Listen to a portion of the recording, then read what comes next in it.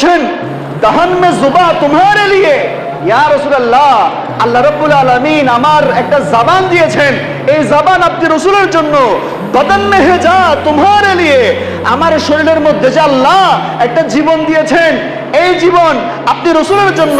হাম আয়ে ইহা তোমারে লিয়ে, ইয়া রাসূলুল্লাহ, আমি দুনিয়াতে এসেছি আপনি রাসূলের জন্য, আমরা দুনিয়াতে এসেছি আপনি রাসূলের জন্য। উঠে দি ওহা তোমারে লিয়ে, ওই যে কিয়ামতের ময়দানে আমরা উঠবো, সেই উঠাটাও হবে আপনি রাসূলের জন্য। বলেন সুবহানাল্লাহ। সাহাবীদের জীবনী দেখেন, সাহাবীরা নিজের জিহ্বা কুরবানি দিয়েছেন নবীর জন্য, নিজের জান কুরবানি দিয়েছেন নবীর জন্য। আলা হযরতের সার্থকতা এখানেই যে আমরা দুনিয়াতে এসেছি নবীর জন্য, কারণ নবীর সানাগানের জন্য।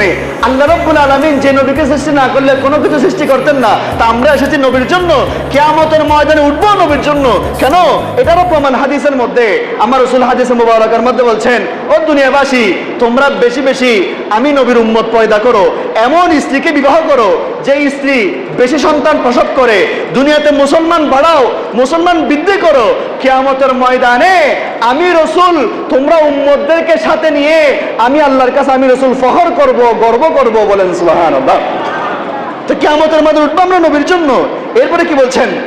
কালিম ও নজিব মসিহ ও সফি খলিল ও রদি রাসূল ও নবী अतीक वसी गरीब वली तना की जुबा तुम्हारे लिए। বড় করে বলেন না সুবহানাল্লাহ।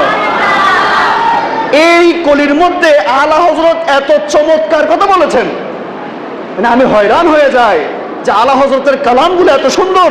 তিনি কি বলছেন? কালিম ও নজিম মসিহ ও সফি খলিল ও রদি রাসূল ও নবী। কালিম মানে হচ্ছে গে মুসা কালিমুল্লাহ, তারপর হচ্ছে নাজিম মানি নূহ নজিহুল্লাহ, তারপর হচ্ছে মাসিহ মানি ঈসা মসিহুল্লাহ, সফি মানি আদম সফিউল্লাহ, এরপর বলছেন খলিল মানি আপনার ইব্রাহিম খলিলুল্লাহ, রাজি মানি ইসমাইল জবিহুল্লাহ। এইভাবে আলা হযরত বলছেন কালিম ও নজিম মসিহ ও সফি খলিল ও রদি রাসূল ও নবী। আরে আদম সফিউল্লাহ থেকে ঈসা রূহুল্লাহ পর্যন্ত যত পয়গম্বর এসেছেন, যত নবী রাসূল এসেছেন, এরপর বলছেন আতিক ওয়াসি গনি ও ওলি। আতিক মানে হচ্ছে সিদ্দিক আকবর, আপনার ওয়াসি মানে হচ্ছে ফারুক আজম, গনি মানে হচ্ছে উসমান গনি, এরপরে আলী মানে হচ্ছে মৌলা আলী। এভাবে শুরু করে আলা হযরত বুঝাতে চাইলেন আদম সফিউল্লাহ থেকে ঈসা রূহুল্লাহ পর্যন্ত, এমনকি সিদ্দিক আকবর, ফারুক আজম, উসমান জুন্নুরাইন, মৌলা আলী সহ সমস্ত সাহাবায়ে কেরাম। এ ব্যাপারে কি বলছে?